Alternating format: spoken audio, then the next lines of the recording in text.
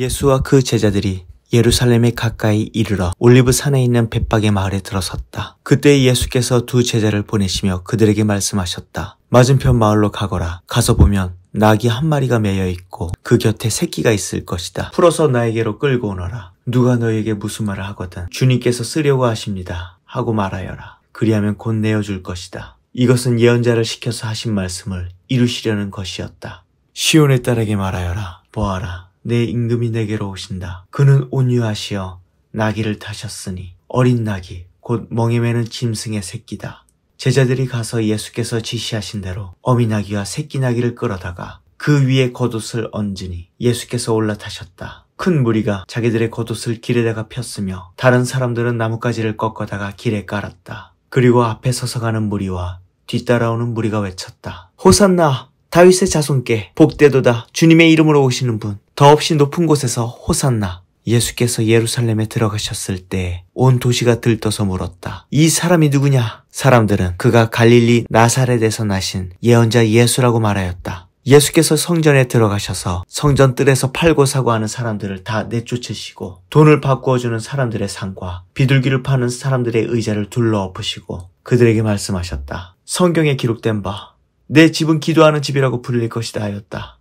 그런데 너희는 그것을 강도들의 소굴로 만들어버렸다. 성전 뜰에서 눈먼 사람들과 다리를 저는 사람들이 예수께 다가왔다. 예수께서는 그들을 고쳐주셨다. 그러나 대제사장들과 율법학자들은 예수께서 하신 여러 가지 놀라운 일과 또 성전 뜰에서 다윗의 자손께 호산나! 하고 외치는 아이들을 보고 화가 나서 예수께 말하였다. 당신은 아이들이 무엇라 하는지 듣고 있어? 예수께서 그들에게 말씀하셨다. 그렇다. 주님께서는 어린아이들과 젖먹이들의 입에서 찬양이 나오게 하셨다 하신 말씀을 너희는 읽어보지 못하였느냐? 예수께서 그들을 남겨두고 성 밖으로 나가 베다니로 가셔서 거기에서 밤을 지내셨다. 새벽에 성 안으로 들어오시는데 예수께서는 시장하셨다. 마침 길가에 있는 무화과 나무 한 그루를 보시고 그 나무로 가셨으나 잎사귀밖에는 아무것도 없으므로 그 나무에게 말씀하셨다. 이제부터 너는 영원히 열매를 맺지 못할 것이다. 그러자 무화과 나무가 곧 말라버렸다. 제자들은 이것을 보고 놀라서 말하였다. 무화과 나무가 어떻게 그렇게 당장 말라버렸을까? 내가 진정으로 너희에게 말한다. 너희가 믿고 의심하지 않으면 이 무화과 나무의 한 일을 너희도 할 수 있을 뿐 아니라 이 산더러 들려서 바다에 빠져라고 말해도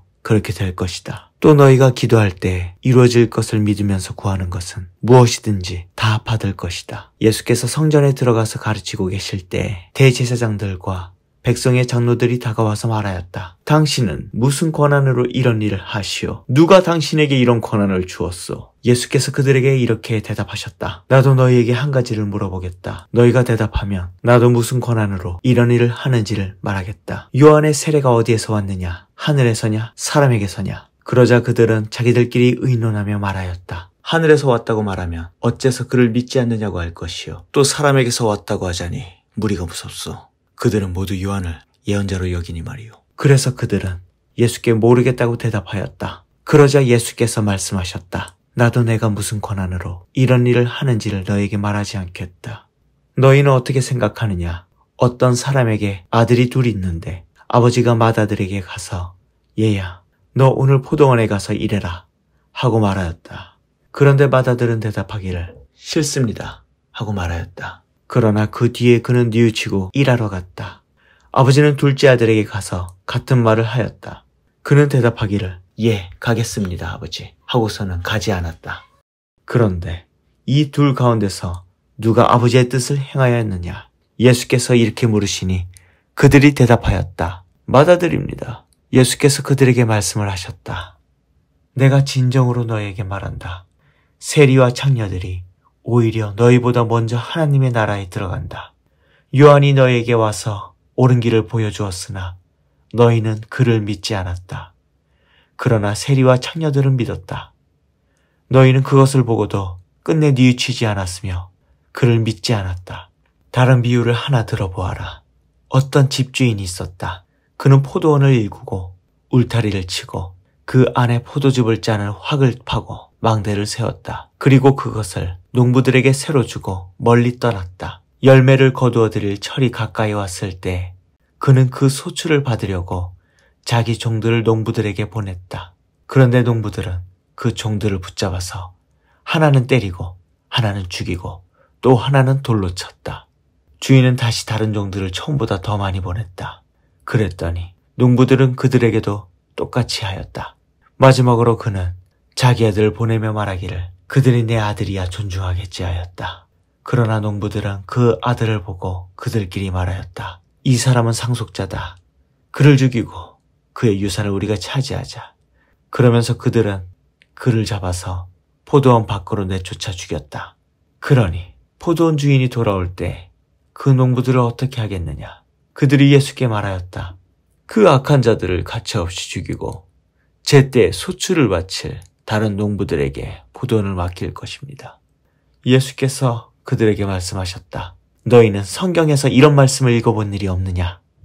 집 짓는 사람이 버린 돌이 집 모퉁이의 머릿돌이 되었다. 이것은 주님께서 하신 일이요 우리 눈에는 놀라운 일이다.